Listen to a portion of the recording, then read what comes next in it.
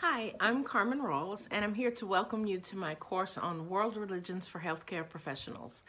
I had planned to do a sort of more extensive, formal introduction to the course, but again today, something happened that made me say, I gotta get this course out here. So let me tell you a little bit about myself. Um, I am a world religions professor at Georgia State University Perimeter Campus, and I also teach humanities through the arts.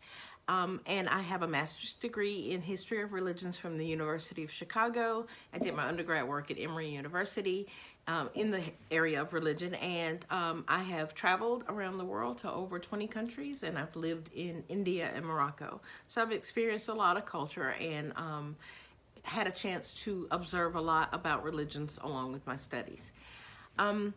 The other thing about me is that I am a stage 4 cancer survivor. I was diagnosed with stage 2 in the year 2012, and it later metastasized to stage 4. But the thing that made me realize that a course on world religions for healthcare professionals is so needed, so important, is that one of the first things that happened was I had a doctor, the surgeon, my first surgeon, who said to me that she didn't think Muslim women got breast cancer. And that's not true. I know a lot of Muslim women and women of other faiths who are survivors of breast cancer. So the idea that breast cancer would discriminate is quite concerning. The other thing that happened was that when I was in chemo, I was on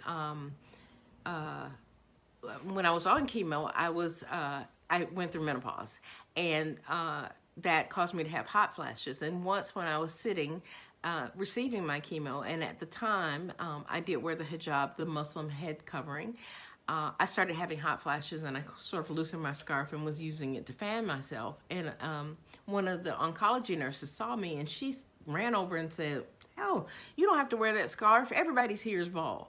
And she tried to pull my scarf off my head, and I stopped her and explained to her that that this was a commitment that I had made at the time based on my religious identity, and that I wasn't embarrassed about being bald. Today, I took my daughter to the endocrinologist because she has type 1 diabetes.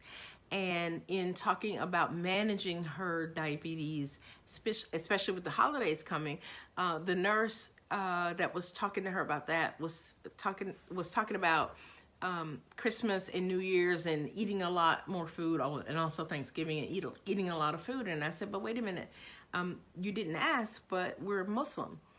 Now, to be honest, we still celebrate holidays with my family, but it's still important to ask before assuming that someone is doing something for a particular religious holiday. And it just really reinforced to me that I really need to get this course out here. So, as I mentioned, I teach at Georgia State, and I have had the opportunity to use their libraries and my own resources to really put together just a ton of research on world religions for healthcare professionals.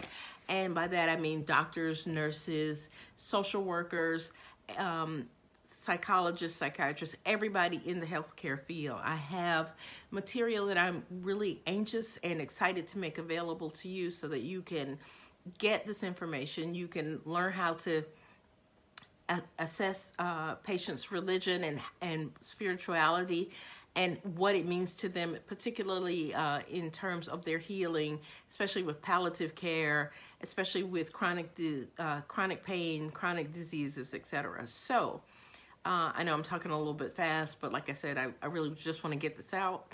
And then I'm going to introduce you to the course, and planning to give a free lesson on assessing patients' spiritual and religious needs. So if you will just follow the link that's going to be on my Facebook, it will send you to a group that I put together so that we can start talking about these very important issues and start to help patients receive a more holistic treatment in their care, focusing on their needs when it comes to religion and spirituality. So thank you so much, and I will be talking to you soon. Take care. Bye.